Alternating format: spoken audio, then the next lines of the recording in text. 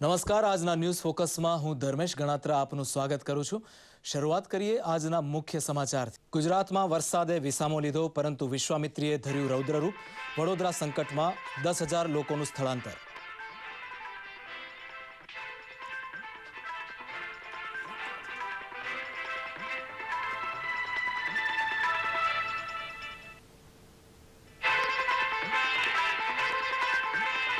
जम्मू काश्मीर में राहत और बचाव कामगीरी बनी वेगवान। सेना प्रमुख जनरल दलबीर सिंह सुहाग द्वारा बचाव कार्य की करी समीक्षा।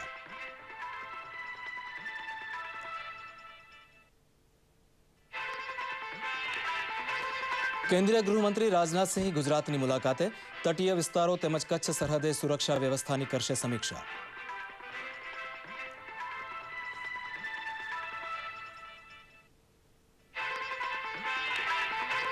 लोकसभा चूंटणी में भड़काऊ भाषणना मुद्दे अमित शाह विरुद्ध चार्जशीट दाखल।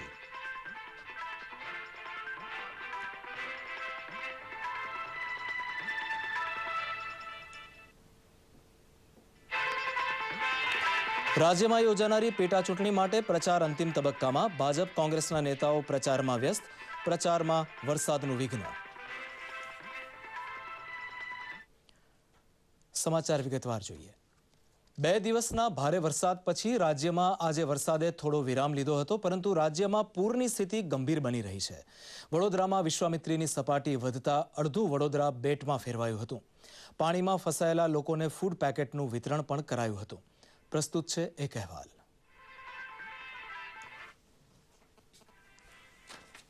અમદાવાદે પણ 4 ઇંચ વરસાદ પછી રાહતનો શ્વાસ લીધો હતો। પાણીની આવક ઘટતા વાસણા બેરેજના દરવાજા બંધ કરાઈ રહ્યા છે।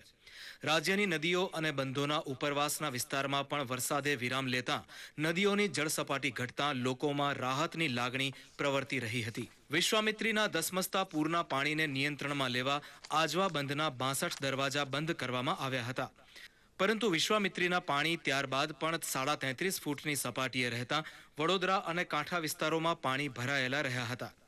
અડધું વડોદરા શહેર બેટમાં ફરવાયેલું રહ્યું હતું। વડોદરા અને કાંઠા વિસ્તારમાંથી 8 થી 10,000 અસરગ્રસ્તોને સલામત સ્થળે ખસેડવામાં આવ્યા હતા। વડોદરા શહેરમાં ભીમનાથ અને કાલાઘોડા બ્રિજ ટ્રાફિક માટે બંધ કરાયા હતા। પૂરની સ્થિતિનો અંદાજ લેવા પહોંચેલા વડોદરાના મ્યુનિસિપલ કમિશનર પોતે જ ફસાઈ જતા બચાવ માટે ફાયર બ્રિગેડની ટીમ પહોંચી હતી।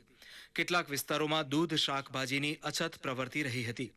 શહેરમાં વરસાદી પાણી સાથે મગર તણાઈને આવતા હોવાથી લોકો બહાર નીકળતા પણ ડરી રહ્યા છે। ઠાસરા તાલુકાના 7 ગામ હજી સંપર્ક વિહોણા હતા। મધ્ય ગુજરાતના અંધારપટનો સામનો કરી રહેલા 152 ગામોમાં વીજ પુરવઠો બહાલ કરવો તંત્ર સામેનો એક પડકાર બની રહ્યો હતો। સામા તળાવ ઓવરફ્લો થયું હતું। નર્મદા બંધ મોસમ દરમિયાન પહેલી જ વાર ઓવરફ્લો થયા પછી હાલમાં બંધ ખાતે 124 મીટરની સપાટી પ્રવર્તી રહી હતી। બંધ ખાતે સંખ્યાબંધ ટર્બાઇન કાર્યરત થતા વીજ ઉત્પાદન વધવાની આશા બંધાઈ છે। ઉપરવાસમાં તેમજ દક્ષિણ ગુજરાતમાં પણ વરસાદ અટકતા ઉકાઈ અને કડાણા બંધમાંથી પાણી છોડવાની ગતિ મંદ થતા સુરત સહિતના દક્ષિણ ગુજરાતે રાહતની લાગણી અનુભવી હતી। ઉત્તર ગુજરાત પણ ઝરમર વરસાદ સાથે રાહતની લાગણી અનુભવી રહ્યું હતું। જો કે પાટણ અને સિદ્ધપુર સહિતના વિસ્તારો સરસ્વતી નદીના પૂરના પાણીનો સામનો કરી રહ્યા હતા। પાટણ નજીક કોઝવે પર પાણી પૂર ઝડપે વહી રહ્યા હોવાથી નાના વાહનો માટે કોઝવે બંધ રહ્યો હતો। પાટણ સબજેલ પાણીમાં ગરકાવ હતી, પરંતુ નગરપાલિકાએ રહેણાંક વિસ્તારોમાંથી વરસાદી પાણી ખાલી કરતા લોકો રાહતની લાગણી અનુભવી રહ્યા હતા। પાછોતરા વરસાદે રાજ્યમાં ચિંતાનો માહોલ સર્જ્યો છે। ખેડૂતો ઊભા પાકને નુકસાન પહોંચવાની ચિંતાનો સામનો કરી રહ્યા છે। દૂરદર્શન સમાચાર અમદાવાદ। આજે આર્મી ચીફ દલબીર સિંહ સુહાગ પૂરગ્રસ્ત જમ્મુ કાશ્મીરની મુલાકાતે પહોંચ્યા હતા। આર્મી ચીફ સેના દ્વારા થતા રાહત અને બચાવ કાર્ય અંગેની વિસ્તૃત વિગતોથી માહિતગાર થયા હતા। તેમણે સેનાની 3 પાંખો અને એનડીઆરએફ દ્વારા થઈ રહેલ બચાવ કામગીરીને બિરદાવી હતી। પ્રસ્તુત છે જમ્મુ કાશ્મીરની સ્થિતિ અંગે એક અહેવાલ।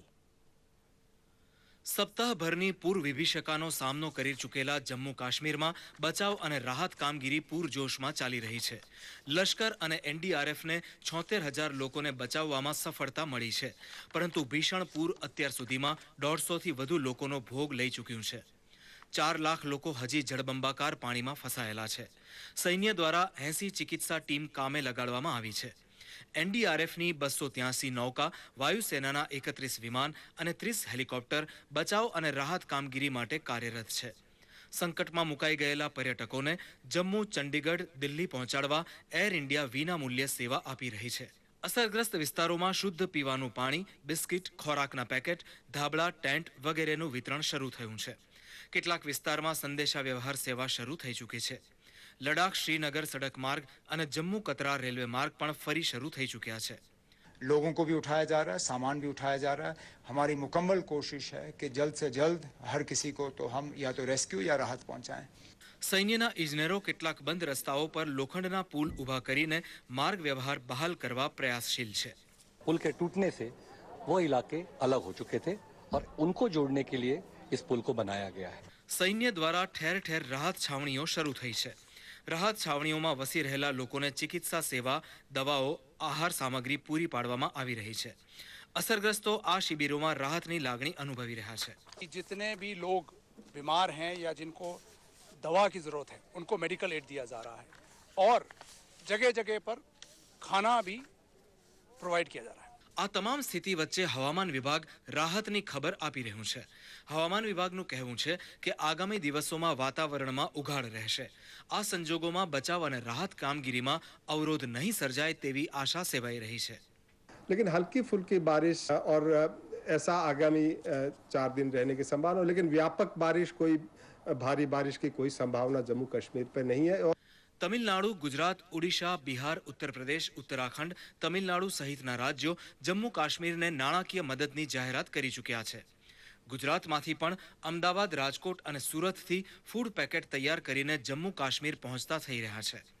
પક્ષીય ભેદરેખાથી દૂર રહીને જમ્મુ કાશ્મીરમાં હાથ ધરાઈ રહેલી રાહત અને બચાવ કામગીરીની પ્રશંસા થઈ રહી છે. ये अच्छी बात है और इससे मेरे ख्याल ये बात प्रमाणित हो जाती है कि जब कोई अच्छा कार्य किया जाता है, अच्छी नीति के साथ किया जाता है, अच्छी नीयत के साथ किया जाता है और समय पर किया जाता है, जैसे कि आदरणीय प्रधानमंत्री श्री नरेंद्र मोदी जी की नेतृत्व और उनके मार्गदर्शन में हुआ, उसकी सराहना हर दिशा से, हर ओर से होना स्वाभाविक रहता है.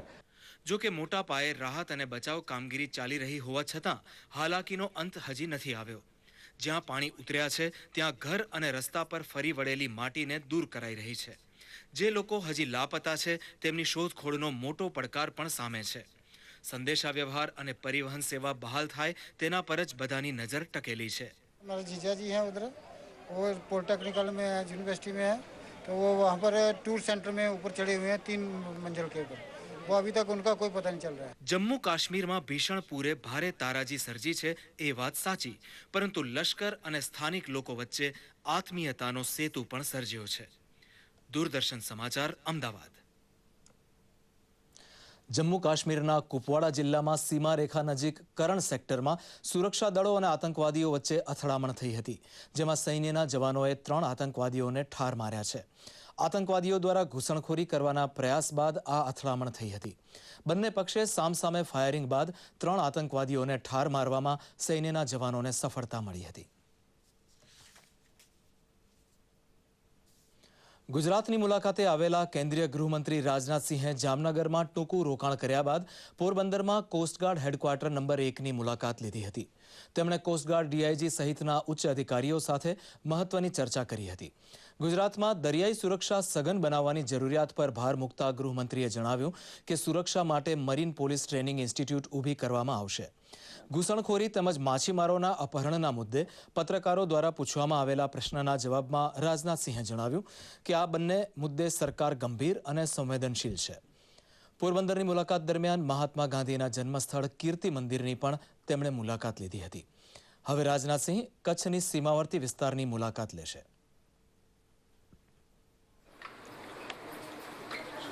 मैंने कोस्टल सिक्योरिटी के बारे में यहाँ पर जानकारी हासिल की है और मैं इस बात से संतुष्ट हूँ कि यहाँ के कोस्ट गार्ड बहुत ही यहाँ की सिक्योरिटी को, यहाँ की सुरक्षा को सुनिश्चित करने में बहुत ही महत्वपूर्ण भूमिका का निर्वाह कर रही है. लेकिन और कुछ आवश्यक सुविधाएं सरकारों के द्वारा मुहैया कराई जाने की आवश्यकता है और हम लोगों ने यह भी फैसला किया है कि गुजरात में कोस्टल सिक्योरिटी को इंश्योर करने के लिए, सुनिश्चित करने के लिए एक अधिक से अधिक लोगों को प्रॉपर ट्रेनिंग दी जा सके, इसके लिए एक यहाँ पर marine police training institute establish किया जाए. લોકસભા ચૂંટણીમાં મુઝફ્ફરનગરમાં કરેલા ભડકાઉ ભાષણને પગલે ભાજપા અધ્યક્ષ અમિત શાહ વિરુદ્ધ ઉત્તર પ્રદેશની મુઝફ્ફરનગર કોર્ટમાં ચાર્જશીટ દાખલ કરવામાં આવી છે. એપ્રિલમાં લોકસભાની ચૂંટણી સમયે અમિત શાહ વિરુદ્ધ ભારતીય દંડ સંહિતાની કલમ 188, 125, 153A, 295A, 505 અને 123 અને લોક પ્રતિનિધિત્વ અધિનિયમ હેઠળ 2 અલગ અલગ એફઆઈઆર દાખલ કરવામાં આવી હતી. નોંધનીય છે કે આ મુદ્દે અમિત શાહ દોષી જાહેર થશે તો તેમને આજીવન કેદ સુધીની સજા થઈ શકે છે. સામી ચૂંટણીઓએ ભાજપા અધ્યક્ષ વિરુદ્ધ ચાર્જશીટ નોંધાઈ હોવાના અહેવાલ બાદ રાજકારણમાં ગરમાવો આવી ગયો છે. કેન્દ્રીય વાણિજ્ય મંત્રી નિર્મલા સીતારામને જણાવ્યું હતું કે મૂડીરોકાણ કરવા માટે ભારત સર્વોત્તમ સ્થળ છે. વાણિજ્ય મંત્રીએ જણાવ્યું હતું કે અર્થવ્યવસ્થામાં સ્થિરતા લાવવા માટે નવી વેપાર નીતિની જાહેરાત જલ્દી કરવામાં આવશે.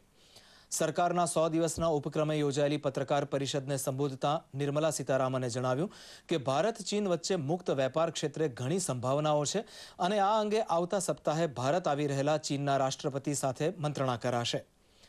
દેશની વ્યાપારી ખાધ ઘટે નહીં ત્યાં સુધી સોનાની આયાત ડ્યુટી ઘટાડવાની સંભાવનાનો તેમણે ઇનકાર કર્યો હતો.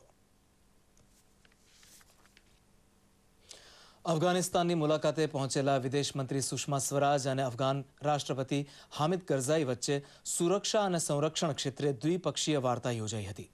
આ તબક્કે વિદેશ મંત્રી સુષ્મા સ્વરાજે અફઘાનિસ્તાનને બનતી તમામ મદદ કરવાનો ભરોસો આપ્યો હતો. વિદેશ મંત્રીએ કાબુલમાં ભારતીય દૂતાવાસની નવી ઇમારતનું ઉદ્ઘાટન પણ કર્યું હતું.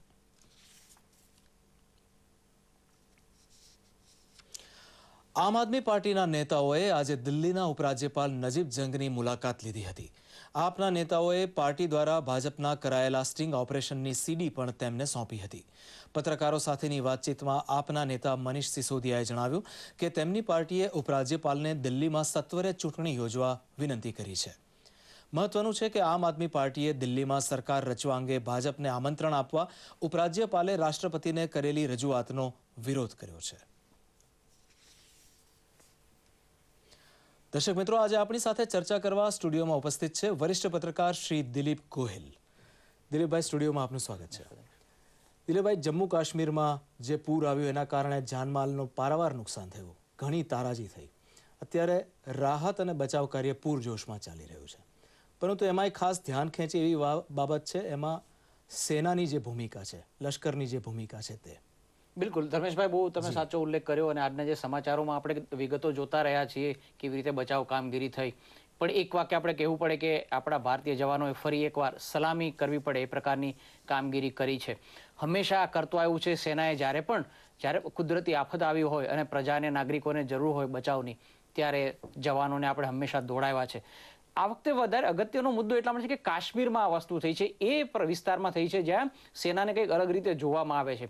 હુરિયતના નેતાઓ જે હંમેશા પોતાની પ્રજાને ભરમાવવા માટે કોશિશ કરતા રહેતા હતા, એ આજે ક્યાં છે એ સવાલ બધા પૂછી રહ્યા છે. જ્યારે આજે સૌથી વધારે જરૂર હતી, તમે જે પ્રજાના હિતની વાત કરો છો એ પ્રજાને મદદ કરવા તમે નથી આવ્યા, અને જે સેનાને તમે હંમેશા બદનામ કરવાની કોશિશ કરી, આજે એ જ જવાનો પોતાના જાનનો જોખમ લઈને, આપણે યાદ રાખવું પડે કે પહેલા દિવસે હોડી લઈને જતા હતા જવાનો ઊંધી પડી હતી અને એમાં 7 જવાનો અંદર ડૂબી ગયા હતા અને માંડ એમને બચાવવામાં આવ્યા હતા. પોતાના જાનના જોખમે ભારતીય સેનાએ બહુ સારી કામગીરી કરી છે અને મને લાગે છે કાશ્મીરની પ્રજા હવે એક અલગ દ્રષ્ટિથી સેના અને એના જવાનોને જોતી થશે. એ આ આખી કુદરતી આફતનું એક પોઝિટિવ પાસું છે એમ પણ આપણે કહી શકીએ. જી, કાશ્મીરી પ્રજાએ હંમેશા સેનાને એક શસ્ત્રો સાથે સુરક્ષાની એક સ્ટેન્ડ ટુ ગાર્ડની પોઝિશનમાં જ જોઈ હતી. આ વખતે એમણે બહુ રેકોર્ડ સમયમાં એક તાત્કાલિક રાહત પુલ પણ બાંધ્યો અને આ રીતે રાહત કામગીરીને ઘણી એના કારણે એમાં તેજી આવી. બિલકુલ બહુ ઝડપથી અને એટલી ઝડપથી કરો. અને બીજું આપણે યાદ રાખવું પડે કે કાશ્મીરની સ્થિતિ છે વિશિષ્ટ છે. એમાં જો એક રસ્તો તૂટી જાય તો બીજો રસ્તો નથી હોતો. પહાડી પ્રદેશ છે, એને કારણે પુલ તૂટી ગયો અને માત્ર 16-17 કલાકમાં સેનાએ નવો પુલ ઉભો કરી દીધો અને એને કારણે આવન જાવન સહેલી બની અને રાહત સામગ્રી પણ આપણે બહુ ઝડપથી મોકલી શક્યા. એટલે મને લાગે છે બહુ સુંદર એક જે તક મળી હતી અને ભારતીય જવાનોએ, સેનાએ, આર્મીએ, ઇવન આપણે નૌકાદળનું યુનિટ પણ મોકલવામાં આવ્યું હતું. આ બધાએ સુંદર કામગીરી બજાવી છે અને કાશ્મીરી પ્રજા માટે મને લાગે છે એક નવો સેતુ પણ બની શકે છે. બંને વચ્ચેના સંબંધો વધારે સારા પણ આ ઘટનાને કારણે બની શકે છે. જી, સાચી વાત દિલીપભાઈ. ગુજરાતની વાત કરીએ તો ગુજરાતમાં વરસાદે વિરામ લઈ લીધો હતો અને હમણાં થોડા દિવસથી, છેલ્લા અઠવાડિયાથી તો વરસાદનું જોર ઘણું વધ્યું. ખાસ વડોદરા જિલ્લાની વાત કરીએ તો ત્યાં એક પ્રકારનું પૂર સંકટ હવે ઊભું થઈ ગયું છે. આવા સંજોગોમાં ગુજરાત સરકારના વહીવટીતંત્રએ, આનંદીબેન અને સહિત સમગ્ર વહીવટીતંત્રએ જે આખી પરિસ્થિતિને સંભાળી લીધી છે એ જોતા આપને શું લાગે છે? બિલકુલ, એક બીજું આપણે ઉલ્લેખ કરવો પડે કે ખાસ કરીને ચૂંટણીનો માહોલ છે એ વખતે સભા પણ હતી આનંદીબેનની, અને એમણે સભા કેન્સલ કરીને રાહત કામગીરી માટે શું કરી શકાય એ કર્યું. એટલે મને લાગે છે આપણે એ વાતની નોંધ લેવી જોઈએ કે કમસે કમ આવા સંજોગોમાં પ્રચારના ઓછા દિવસો છતાંય છોડીને કામગીરી કરી. બીજું છેલ્લા એ બી કહી શકીએ કે મધ્ય ગુજરાતમાં કન્સન્ટ્રેશન હતું વરસાદનું વધારે, બાકીના જિલ્લાઓમાંથી વરસાદ પૂરો થયો અને પછી આવ્યો હતો. એટલે જે કંઈ ઝડપથી પગલાં લેવામાં આવ્યા એ આવકાર્ય છે. પણ એક બીજી પણ વાત યાદ રાખવી પડે, અને મને લાગે અત્યારે જે તાકીદ દાખવવામાં આવી એ પ્રકારની તાકીદ મને લાગે છે વહીવટીતંત્ર એ બાબતમાં પણ સરકારે પણ દાખવવી જોઈએ કે આપણા શહેરોનું જે રીતે ઝડપથી શહેરીકરણ થયું, જે રીતે વિકાસ થઈ રહ્યો છે, એમાં એ પ્રકારનું આયોજન થઈ રહ્યું છે કે થોડા વરસાદે, આજે કાશ્મીરમાં તો એટલો બધો વરસાદ નહોતો, થોડો વધારે હતો, છતાં એ આયોજનની ખામી ક્યાંક દેખાય છે કે જેને કારણે પાણી વારે વારે ભરાય છે. કોઈ પણ હોય, અમદાવાદમાં પણ આપણે જોયું જ્યારે પણ વરસાદ આવ્યો ત્યારે પાણી ભરાઈ જાય. આજે જે રીતે રાહત કાર્યમાં થોડી ચપળતા દાખવવામાં આવી અને થોડો ગંભીરતાથી લેવામાં આવ્યું, એ જ રીતે ટાઉન પ્લાનિંગ ઓવરઓલ ધર્મેશભાઈ જો લેવામાં આવે ગંભીરતાથી તો મને લાગે છે ભવિષ્યમાં આવો કોઈ પણ વધારે વરસાદ આવે ત્યારે વધારે સારી રીતે કામગીરી બજાવી શકાશે. જી દિલીપભાઈ, વરસાદ અને પૂરના આ વાતાવરણમાં આજે એક સમાચાર એવા આવ્યા જેનાથી રાજકીય ગરમાવો આવી ગયો. અમિત શાહ સામે એક FIR દાખલ કરવામાં આવી છે કે જે મુઝફ્ફરનગરમાં તેમણે લોકસભાની ચૂંટણી વખતે જે ભાષણ કર્યા હતા એ વિરુદ્ધ એમના સામે FIR નોંધાવવામાં આવી છે. એક તરફ અમુક રાજ્યોમાં ચૂંટણીઓ આવી રહી છે અને એવામાં આ એક જે ઘટના બની છે એનાથી આપને શું જુઓ છો ભવિષ્યમાં?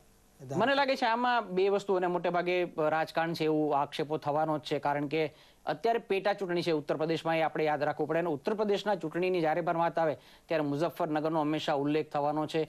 લોકસભાની ચૂંટણીનો માહોલ બંધાવવાનો શરૂ થયો હતો એના થોડા સમય પહેલા સ્થાનિક મુદ્દો હતો અને એમાં તોફાનો થયા હતા મુઝફ્ફરનગરમાં, અને એનો એક યા બીજી રીતે જેને કહી શકાય કે આપણે પોલરાઇઝેશન થયું એના ફાયદા જેને થવાના હતા એને થયા હતા. એસપીની સરકાર છે એ પોતાની રીતે બનાવવાનો ફાયદો લેવાની કોશિશ કરી હતી, બીજેપીએ પોતાની રીતે એનો ફાયદો લેવાની કોશિશ કરી હતી. આજે એ 90 દિવસ 100 દિવસની આસપાસ એ ઘટનાનો ચાર્જશીટ ફાઇલ કરવામાં આવી છે. પણ આપણે એ યાદ રાખવું પડે કે ચૂંટણી વખતે જ્યારે પણ ભાષણો થાય ત્યારે એકબીજાના પક્ષ સામે, એકબીજાના નેતાઓ સામે ફરિયાદ કરવામાં આવતી હોય છે. ભાષણ ભડકાવ છે એવું કહેવામાં આવે છે, પણ એને સાબિત કરવું મુશ્કેલ છે. કેવું ભાષણ છે એને આપણે ભડકાવ ગણવું એની બહુ સ્પષ્ટ વ્યાખ્યા પણ બનતી નથી. એટલે મોટે ભાગે જોયું છે, બહુ ઓછા કિસ્સા યાદ આવે છે કે ચૂંટણી પંચે આવા કોઈ નિર્ણય લીધો હોય, કેસ દાખલ કર્યો હોય, એમાં સજા થાય હોય. મુંબઈમાં શ્રી કૃષ્ણ પંચ વખતે એક બનાવ બન્યો હતો અને ત્યારે સજા થઈ હતી. એટલે મને લાગે છે આમાં કેસ દાખલ કરવાથી બીજું નહીં બને, પણ આવું બને ત્યારે આમાં પોલિટિક્સ છે એ પ્રકારના આક્ષેપો અને પ્રતિ આક્ષેપો થવાના છે. જી દિલીપભાઈ, ચૂંટણીની જ વાત કરીએ તો હવે ગુજરાતમાં પેટા ચૂંટણી સાવ નજીક છે અને પ્રચાર અભિયાન પણ હવે અંતિમ તબક્કામાં છે અત્યારે, છતાંય એક ચૂંટણીનો માહોલ હજી જામતો નથી. બિલકુલ ધર્મેશભાઈ, માહોલ જામ્યો નથી. મને લાગે છે વરસાદે પણ એના પર પાણી રેડી દીધું એવું આપણે કહી શકીએ કે વરસાદ આવ્યો છેલ્લી ઘડી, અને ખાસ કરીને વડોદરામાં તો આનંદીબેને પોતાની સભા પણ કેન્સલ કરવી પડે, બીજો પ્રચાર છે એ પણ અટકાવી દેવો પડ્યો. અને બીજું એ પણ યાદ રાખવું પડે કે પેટા ચૂંટણી હોય ત્યારે હંમેશા થોડોક મૂળ ઓછો હોય છે મતદારોનો. અને આ જે પેટા ચૂંટણી છે ગુજરાતમાં અત્યારે 9 વિધાનસભાની અને 1 લોકસભાની, વડોદરા લોકસભાની બેઠક પણ નરેન્દ્ર મોદીએ ખાલી કરી, એને કારણે પેટા ચૂંટણી આવી છે, બહુ ઝડપથી આવી છે. એને કારણે પણ એક ઉત્સાહ ઓછો થઈ જતો હોય છે. લોકસભાની ચૂંટણી વખતે એક જબરજસ્ત માહોલ ઊભો થયો હતો, એને કારણે ઐતિહાસિક કહેવાય એવું 70% કરતાં પણ વધારે મતદાન થયું હતું. એની પહેલા ડિસેમ્બર 2012માં જ્યારે ચૂંટણી થઈ એ વખતે પણ 72% જેટલું મતદાન થયું હતું. અને લગભગ ચૂંટણી પંચે જ્યારથી લોકોને પોતાની સ્લીપ આપવાનું શરૂ કર્યું છે અને એ 5 રાજ્યોની ચૂંટણી થઈ હતી 2-1 વર્ષ પહેલા, ત્યારથી જે પરંપરા ચાલી છે એમાં ખૂબ ઊંચું મતદાન થઈ રહ્યું છે. પણ પેટા ચૂંટણીમાં આપણે બિહારમાં પણ જોયું તો 50% જેટલું થયું. ગુજરાતમાં પણ મને લાગે છે એ જ માહોલ છે અને પ્રચારનો બહુ માહોલ જામ્યો નથી. અને ગુજરાતમાં ત્રીજો કોઈ પક્ષ નથી કે એક રાજકીય સ્પર્ધા જામે. એ જૂના જે 2 પક્ષો છે એને કારણે કોઈ નવી સ્પર્ધા પણ ઊભી નથી થઈ. એને કારણે મને લાગે છે બહુ આ વખતે પેટા ચૂંટણીમાં માહોલ ગરમ થયો નથી. જી સાચી વાત દિલીપભાઈ. સ્ટુડિયોમાં ઉપસ્થિત રહીને ચર્ચામાં ભાગ લેવા બદલ આપનો ખૂબ ખૂબ આભાર. સમાચાર આગળ જોઈએ. રાજ્યપાલ ઓમ પ્રકાશ કોહલીએ આજે ગાંધીનગરમાં all India games of the deaf 2014નું ઉદ્ઘાટન કર્યું. રાજ્યપાલે મૂકબધિર બાળકો માટેના વિશેષ રમતોત્સવનું આયોજન કરવાના ગુજરાત સરકારના આ વિશેષ અને પ્રોત્સાહક પગલાંને બિરદાવ્યું હતું. 3 દિવસ ચાલનારા આ મૂકબધિર રમતોત્સવમાં 21 રાજ્યોમાંથી આવેલા 1500 બાળકો સહભાગી થશે અને વિવિધ રમતોમાં પોતાનું કૌશલ્ય બતાવશે. રમતોત્સવમાં આવેલા તમામ પ્રતિસ્પર્ધીઓ ખૂબ ઉત્સાહિત હતા અને તેમણે પોતાના પ્રતિભાવ આપ્યા હતા.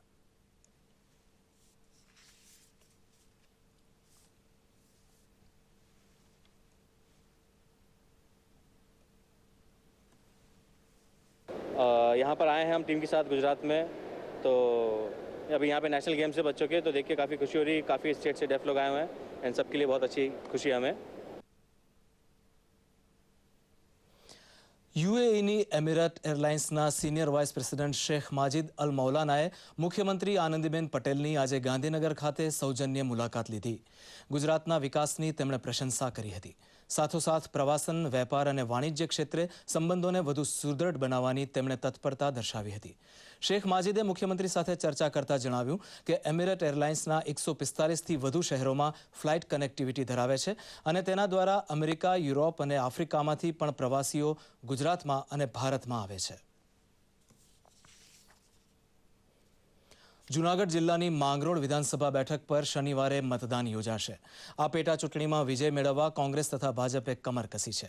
આજે કોંગ્રેસના ઉમેદવાર બાબુભાઈ વાજાના પ્રચાર માટે પ્રદેશ કોંગ્રેસ પ્રમુખ અર્જુન મોઢવાડિયા તેમજ શહેનાઝ બાબીએ જાહેર સભાને સંબોધી હતી અને સ્વચ્છ છબી ધરાવતા બાબુભાઈ જીતશે તેવો વિશ્વાસ વ્યક્ત કર્યો હતો.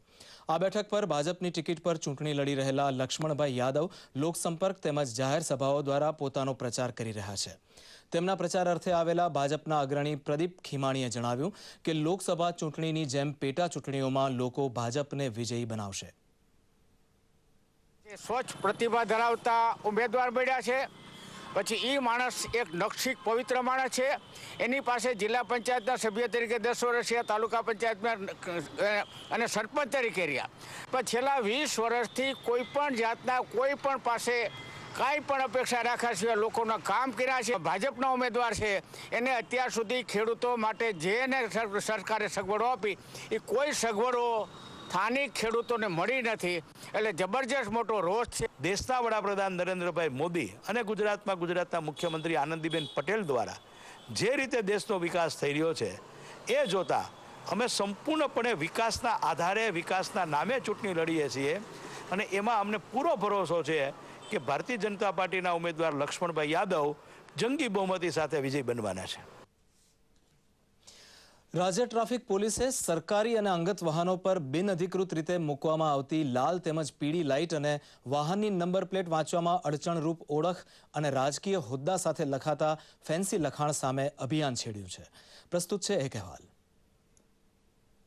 રસ્તા પર રોફ મારવા અને વધારાની સુવિધા મેળવવા બિનઅધિકૃત રીતે વાહન પર મૂકવામાં આવતી લાલ પીળી લાઇટ અને નંબર પ્લેટ પર હોદ્દા અને પોતાની ઓળખ આપતા લખવામાં આવતા ગેરકાયદે લખાણ સામે રાજ્ય ટ્રાફિક પોલીસે અભિયાન છેડી દીધું છે. આ હેતુસર ટ્રાફિક પોલીસે વાહન પર લાલ લાઇટ લગાવવા અધિકૃત અધિકારીઓની યાદી ફરી જાહેર કરીને આદેશોનું પાલન ન કરનાર સામે કડક પગલાં લેવા ચેતવણી આપી છે. જે વાહનો પરથી હજુ બિનઅધિકૃત લાલ કે પીળી લાઇટો ફ્લેશર વાળી કે ફ્લેશર વિનાની દૂર થઈ નથી એ તત્કાલ એ લાઇટો દૂર કરાવે. આ વાહનો ઉપર વહીવટી દેખરેખ ધરાવનાર અધિકારી પણ આ નિયમોનું પાલન થાય એના માટે અંગત ધ્યાન આપે. ટ્રાફિક વિભાગે વાહન રજિસ્ટ્રેશન નંબર ધરાવતી નંબર પ્લેટ પર અન્ય કોઈ લખાણ ન લખવા પણ સૂચના આપી છે. નંબર પ્લેટ પર હોદ્દા, ઓળખ દર્શાવવા સામે પણ લાલ આંખ કરી છે. શંકાસ્પદ લોકો પોતાની ઓળખ છુપાવવા આવા લખાણ લખાવતા હોય છે. નંબર પ્લેટ પરથી આવા લખાણ દૂર કરવા અને ફેન્સી લખાણ ન લખવા પણ સૂચના આપવામાં આવી છે. જો કોઈ પોતાના વાહન પર આ પ્રકારના લખાણ કરેલા હોય નંબર પ્લેટમાં તો તત્કાલ એને દૂર કરાવવા માટે વિનંતી છે. પોલીસ આ બાબતે એક સઘન ઝુંબેશ રૂપે કામ કરી રહી છે. જો ક્યાંય આ પ્રકારના લખાણ ધ્યાન પર આવશે તો એ વાહનની સંપૂર્ણપણે ચકાસણી કરવામાં આવશે. એના દસ્તાવેજોથી માંડી અને વાહનની માલિકીની પણ વિગત ચકાસવામાં આવશે અને દસ્તાવેજો જમા લેવા, વાહન જમા લેવા કે ડ્રાઇવિંગ લાયસન્સ જમા લેવા સુધીની કાર્યવાહી કરી અને કોર્ટ કે આરટીઓ મેમો પણ આપવામાં આવશે. નાગરિકો પણ ટ્રાફિક પોલીસની આ પહેલને આવકારી રહ્યા છે. અધિકારી તો ઠીક છે પણ એનાથી જે એમના સામાન્ય ડ્રાઈવરો હતા એ લોકો પણ બી અવારનવાર એનો દુરુપયોગ કરીને ટ્રાફિકને ખૂબ જ અડચણરૂપ બનતા હતા. એટલા માટે હાઈકોર્ટનો નિયમ અમને ખૂબ જ ગમે છે. એની અંદર લોકોને એવો સહયોગ કરવો જોઈએ. અમે નાગરિક તરીકે બી સહયોગ કરીએ છીએ કે જે આરટીઓ પાસિંગ જે આપે છે એ યોગ્ય હોવું જોઈએ. ટ્રાફિક પોલીસને આશા છે કે નાગરિકો અદાલતી આદેશોનું પાલન કરીને સહકાર આપશે. દૂરદર્શન સમાચાર, અમદાવાદ. અને હવે જોઈએ કેટલાક મહત્વના સમાચારો સંક્ષિપ્તમાં.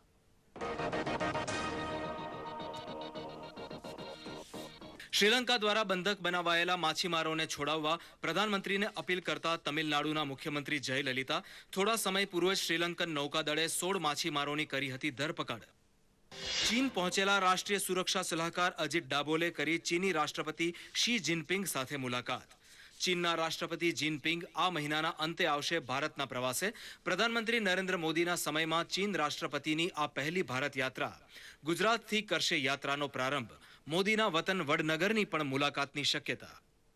ભાજપના સાંસદ યોગી આદિત્યનાથને તેમના લવ જેહાદ અંગેના નિવેદન મુદ્દે નોટિસ પાઠવી આજ સાંજ સુધીમાં જવાબ આપવા જણાવતું ચૂંટણી પંચ. શિવસેનાએ યોગીના નિવેદનને આપ્યો ટેકો.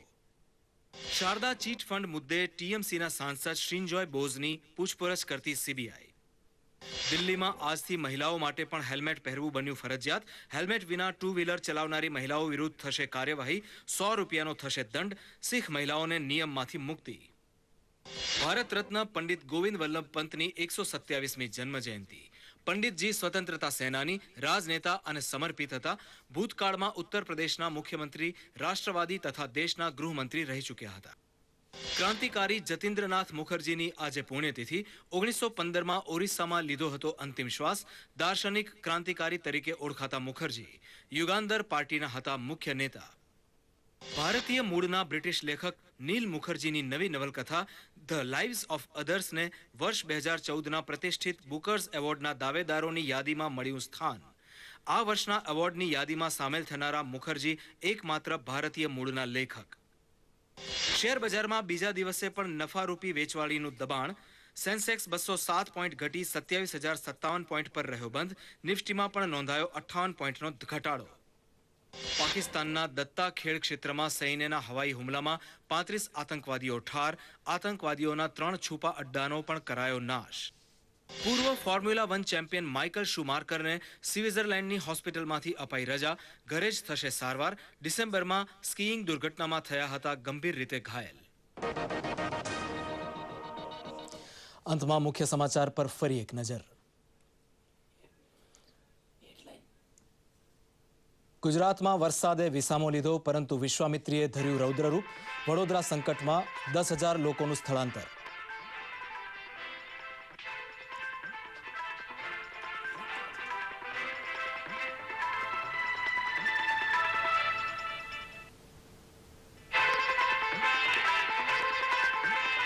જમ્મુ કાશ્મીરમાં રાહત અને બચાવ કામગીરી બની વેગવાન. સેના પ્રમુખ જનરલ દલબીરસિંહ સુહાગ દ્વારા બચાવ કાર્યની કરી સમીક્ષા.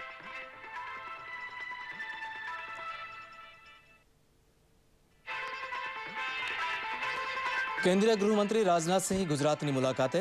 તટીય વિસ્તારો તેમજ કચ્છ સરહદે સુરક્ષા વ્યવસ્થાની કરશે સમીક્ષા.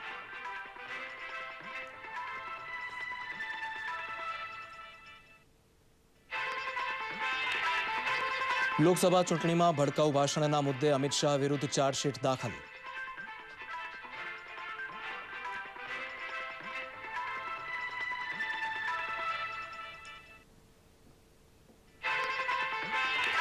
રાજ્યમાં યોજાનારી પેટા ચૂંટણી માટે પ્રચાર અંતિમ તબક્કામાં. ભાજપ કોંગ્રેસના નેતાઓ પ્રચારમાં વ્યસ્ત. પ્રચારમાં વરસાદનું વિઘ્ન. ન્યૂઝ ફોકસમાં આપ સૌ દર્શકોને ફોકસમાં રાખીને તૈયાર કરવાનો અમારો નિરંતર પ્રયાસ છે, પણ આપના સૂચન, અભિપ્રાય, પ્રશંસા કે ટીકા વગર અમારા પ્રયત્નો અધૂરા ગણાશે.